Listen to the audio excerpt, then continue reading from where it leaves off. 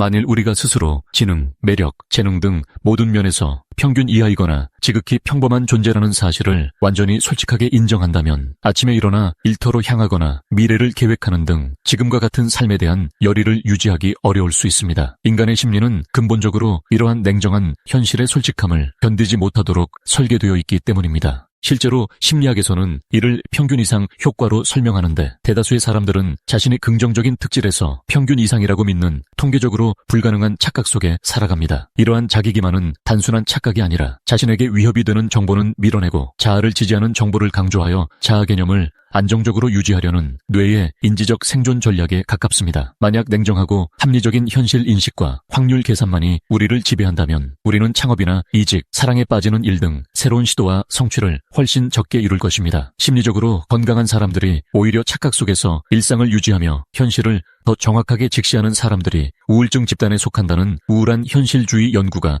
이를 뒷받침합니다. 하지만 스스로가 지극히 평범하다는 사실을 깨닫는다고 해서 반드시 삶의 열의를 잃는 것은 아닙니다. 삶의 열의가 오직 자신이 탁월하다는 믿음에서만 비롯된다는 것은 제한적인 가정입니다. 우리를 움직이게 하는 삶의 동기는 타인에 대한 사랑, 의미에 대한 추구, 호기심, 의무감, 현재 순간의 즐거움 등 훨씬 다양하며 이는 자신이 특별하다는 착각 없이도 충분히 작동할 수 있습니다. 알베르 카미가 형벌을 받아 끊임없이 산 위로 바위를 굴려야 하는 시지프를 행복하다고 상상했던 것처럼 무의미함을 알면서도 다시 바위를 향해 걸어가는 것이 진정 인간적인 모습일 수 있습니다. 결론적으로 자신이 평범하다는 것을 알면서도 그럼에도 불구하고 오늘 하루를 온전히 살아내는 것이야말로 자기 기만에 기대지 않는 가장 진실되고 인간적인 열의의 형태라고 할 수 있습니다. 진정한 지혜는 모든 착각을 완전히 없애는 것이 아니라 어떤 것이 나를 앞으로 나아가게 하는지 분별하며 묵묵히 전진하는 데 있습니다. 오늘 정말 흥미로운 주제에 대해 이야기해 보려고 합니다. 바로 우리 인간의 가장 이상하면서도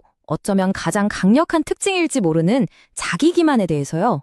이게 단순히 우리의 결함이 아니라 우리를 매일 앞으로 나아가게 하는 핵심적인 엔진일 수도 있다는 이야기 지금부터 시작해 보겠습니다. 자, 이 질문으로 한번 시작해 보죠. 만약 당신의 지능, 매력, 재능이 정말 딱 정확하게 중간이라는 걸 알게 된다면요. 그래도 지금처럼 열정을 가지고 하루를 시작할 수 있을까요? 사실 이 질문이 오늘 우리가 탐구할 모든 것의 핵심입니다. 놀랍게도 그 냉정한 진실을 외면하는 우리의 모습이 사실은 약점이 아닐 수도 있다는 겁니다. 오히려 우리 마음의 가장 중요한 방어 기제이자 우리를 앞으로 나아가게 하는 원동력일 수 있다는 이 역설. 오늘 이 부분을 한번 깊게 파고 들어보겠습니다.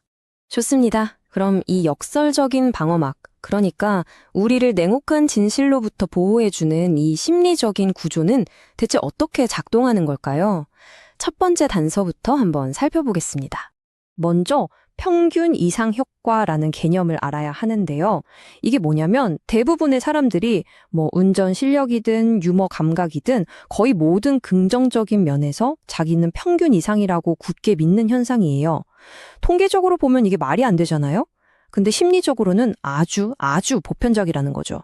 이 숫자 좀 보세요. 93%. 1977년에 스웨덴에서 한 연구 결과인데요. 자기 운전 실력이 다른 사람들 중간보다는 낮다고 대답한 운전자들의 비율입니다. 통계적으로는 불가능한 일이죠. 거의 참가자 모두가 자기가 평균 이상이라고 믿었던 겁니다. 하지만 이게 그냥 내가 좀 낫지 하는 허영심에서 끝나는 게 아닙니다. 바로 이 믿음이 야망의 엔진 역할을 하거든요. 창업을 한번 생각해 볼까요? 새로 시작하는 기업의 실패율은 엄청나게 높잖아요. 그런데도 모든 창업자는 나는 다를 거야 라고 믿습니다.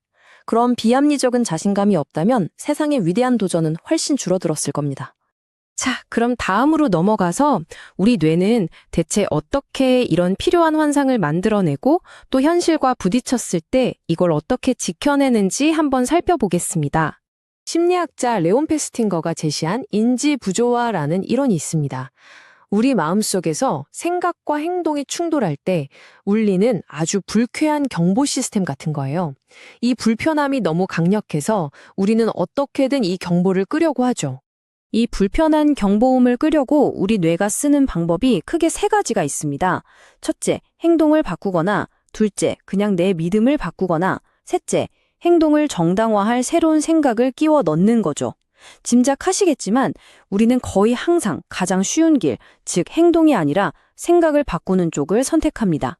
페스팅거의 유명한 실험이 이걸 아주 잘 보여주는데요. 지루한 일을 시킨 다음에 다른 사람한테 가서 그 일 정말 재밌었다고 거짓말을 해달라고 부탁했어요. 근데 $20를 받고 거짓말을 한 사람보다 고작 $1를 받고 거짓말을 한 사람들이 나중에 그 일이 정말로 재밌었다고 기억했습니다. 왜 그랬을까요? 고작 $1 때문에 내가 거짓말을 했다는 사실을 견딜 수가 없으니까 차라리 내 기억 자체를 바꿔버린 거죠. 생각해보니 그거 꽤 재밌었어 하고요.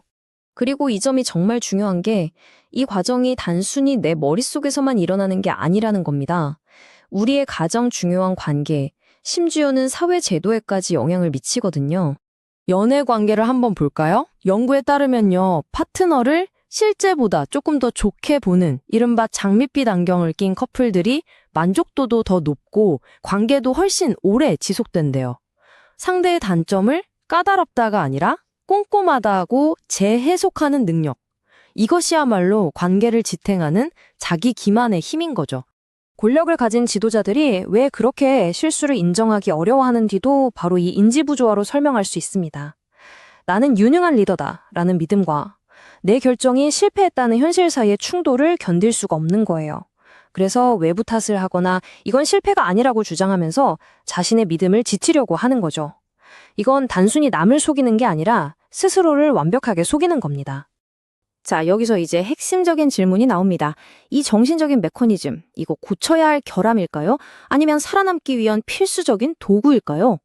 여기서 아주 도발적인 개념, 우울한 현실주의가 등장합니다. 1979년에 한 연구에서 이런 결과가 나왔어요.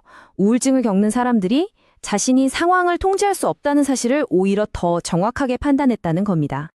이 표를 보시면 핵심적인 긴장관계가 딱 드러납니다.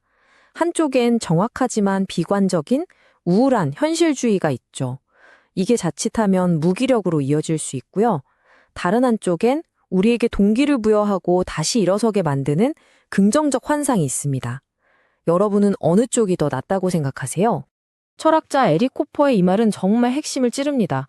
인류 역사의 수많은 위대한 성취는요, 사실 냉정하게 확률만 따져봤으면 시도조차 하지 말았어야 할 그런 비합리적인 믿음에서 시작됐습니다. 그럼 우리는 이제 어디로 가야 할까요? 기능하기 위해서 환산이 필요하다면 진짜 제대로 된 삶이란 과연 어떤 모습일까요? 여기서 카뮈의 시시포스 신화가 떠오릅니다. 시시포스는 알아요. 자기가 굴리는 이 돌이 정상에 가봤자 다시 굴러 떨어질 거라는 걸요.